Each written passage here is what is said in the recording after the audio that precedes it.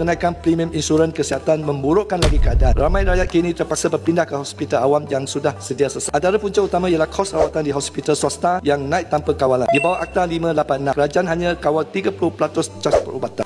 Selebihnya termasuk ubat, bilik wad dan peralatan ditentukan pasaran. Akhirnya, bil rawatan melambung dan beban ditanggung oleh rakyat. Adakah kementerian telah berbincang secara serius dengan Kementerian Kewangan mencari penyelesaian sebenar, bukan sekadar diurus semata-mata? Saya memberikan cadangan kepada kerajaan untuk mempercepatkan pelaksanaan rangka kawal sedia cas hospital swasta, membekukan kenaikan premium insurans kesihatan sehingga sistem DRG dilaksanakan sepenuh pada tahun 2027, memperkenalkan skim insurans asas nasional supaya setiap rakyat tuntut dilindungi dengan kos mampu milik. Saya juga ingin mencadangkan supaya kerjasama awam swasta diperkukuhkan.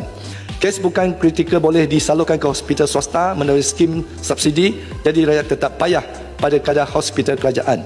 Saya adu-adukan insentif kerjasama awam swasta yang diperkenalkan oleh kementerian seperti program SOP dan HAT terbukti berkesan mengurangkan masa menunggu, terutama bagi pembedahan jantung dan ortopedik.